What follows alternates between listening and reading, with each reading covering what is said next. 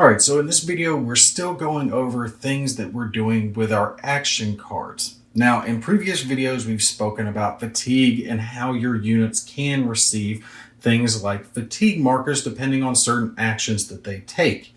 One of the things that you can do as another way to play your action cards is to take and discard this card. And then instead of using it as a spend action, as we talked about in the previous turn, you could instead discard the action card and use that to remove fatigue markers from a unit.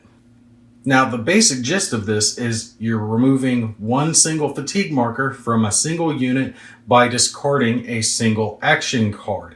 However, there is a little way that you can potentially get a bonus to that. Let's say that our infantry squad here, instead of having a single fatigue on them, had a 2 fatigue marker on them. So they have 2 fatigue instead of 1.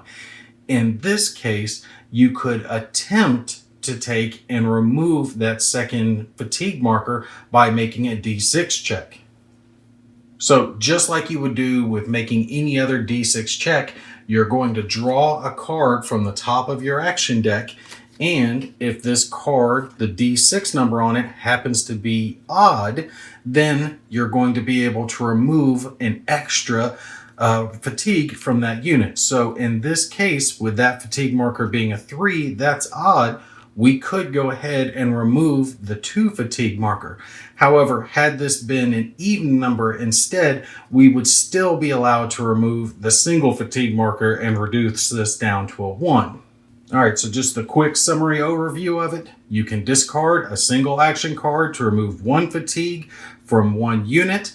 If the unit has 2 fatigue and you want to try to remove both, you can perform a D6 check, looking again for an odd number. If the number's odd, then you do get to remove both. If it's even, you still do get to remove at least 1 fatigue, and you get to drop it down from a 2 to a 1.